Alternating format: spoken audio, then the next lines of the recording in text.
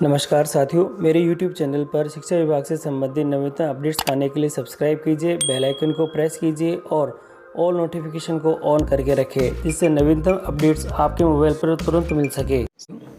साथियों, राजस्थान की शिक्षा में बढ़ते कदम यानी RKSMB के संदर्भ में अपडेट है। राजस्थान की शिक्षा में बढ़ते कदम के तहत संचालित RKSMB के आकलनों यानी SA1 और SA2 की प्रविष्टि में त्रुटि के और संशोधन के संदर्भ में एक बहुत महत्वपूर्ण आदेश कार्यालय निदेशक माध्यमिक शिक्षा राजस्थान बीकानेर के द्वारा जारी हुआ है। और ये एक महत्वपूर्ण आदेश है क्योंकि जो आकलन हुए हैं उनमें त्रुटियां हैं और उन त्रुटियों के संशोधन के संदर्भ में ये है। और इसके अंतर्गत बताया है राजस्थान की शिक्षा में बढ़ते कदम कार्यक्रम के तहत किए जाने वाले RKSMB के आकलन में विद्यार्थियों के प्रदर्शन व प्रविष्टियों के दौरान विसंगति के क्रम में अंक का मिलान कर अध्ययन करने हेतु अंतिम अवसर देते हुए शाला दर्पण पोर्टल पर आकलनों के अंकों को मिलान कर अद्यतन कर सही अंक दर्ज करने के लिए शाला दर्पण मॉड्यूल दिनांक साथियों देखिएगा। यहाँ अब जो शाला दर्पण का जो मॉड्यूल है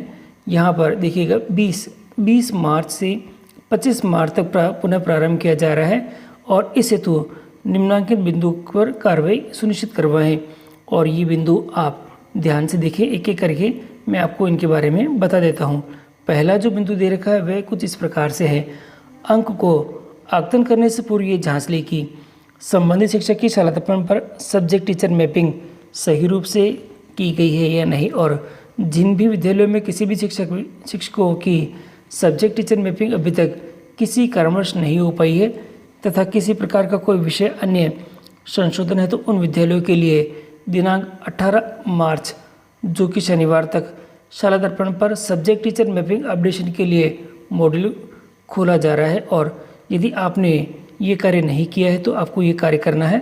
सबसे पहले आपको सब्जेक्ट टीचर मैपिंग करना है और सब्जेक्ट टीचर मैपिंग कैसे करेंगे इसके लिए ऊपर आई बटन में आपको जो एक वीडियो दिखाई दे रहा है उस वीडियो की सहायता से आप ये काम कर सकेंगे। और आगे दे रखा है अतः जिन विद्यालयों में किसी प्रकार का सब्जेक्ट मैपिंग अपडेट करनी है तो शनिवार जो 18 अप्रैल जो मार्च दे रखा है तक अनिवार्य रूप से आप कर लेवें। और आगे दे रखा है इसके अंदर जो दूसरा जो बिंदु दे रखा है कि ऐसे विद्यार्थी जिनका OCR किसी भी कारणवश ऐप अथवा शाला दर्पण पोर्टल पर सही प्रकार से अपलोड नहीं किया जा सका है उन विद्यार्थियों की संधारित OCR शीट की प्रति से जाँच कर प्रश्नों के उत्तरों को दोगुना कर साथियों प्रश्नों के उत्तर को दोगुना कर अंक को प्रत्येक प्रश्न भारांक 2 की प्रविष्टि शाला दर्पण पोर्टल पर की जानी है। और इसी के साथ ही ऐसे विद्यार्थी जिनकी OCR अपलोड की जा चुकी है परंतु किसी भी कारणवश प्रविष्टि किए गए अंकों का मिलान मूल्य OCR के अनुरूप नहीं है, इस यानी कि ऐसी स्थिति में वे अंकों को बिंदुवार जो संख्या दे रखी है 2, ये जो बिंदु संख्या 2 के पॉइंट है उसके अनुसार अद्यतन कर आपको पोर्टल पर पुनः दर्ज करनी होगी। और इसी के साथ ही इसके अतिरिक्त भी अन्य स्थिति में किसी भी कारणवश विद्यार्थियों के अंक अपलोड करने से वंचित रह गए हैं तो भी विद्यार्थियों के अंकों को अद्यतन कर सकेंगे। और उक्त जो निर्धारित अवधि दिनांक यहाँ दे रखी है 20 से 25 के उपरांत किसी भी अंक प्रविष्टि परिवर्तन अथवा नवीन अंकन नहीं किया जा सकेगा तथा इस हेतु विषयाध्यापक कक्षाध्यापक तथा संस्था प्रधान स्वयं उत्तरदायी होंगे। इस कार्य को सर्वोच्च प्राथमिकता से आपको करना होगा। तो साथियों ये जो चारों बिंदु दे रखे हैं इस चारों बिंदुओं के अनुसार आपको ये कार्य करना होगा। सबसे पहले सब्जेक्ट टीचर मैपिंग है वो आपको 18 मार्च तक कर लेनी है। और ये जो बाकी के जो कार्य हैं OCR अगर गलत हो गई है, OCR में अंकों का 0% हो रहा है और OCR अपलोड ही नहीं हो पाई है और अंकों की प्रविष्टि नहीं हो पाई है या अंक गलत प्रविष्ट हो रहे हैं तो भी आप इनको अपडेट कर सकेंगे और वह 20 से 25 मार्च के बीच में ये कार्य होगा।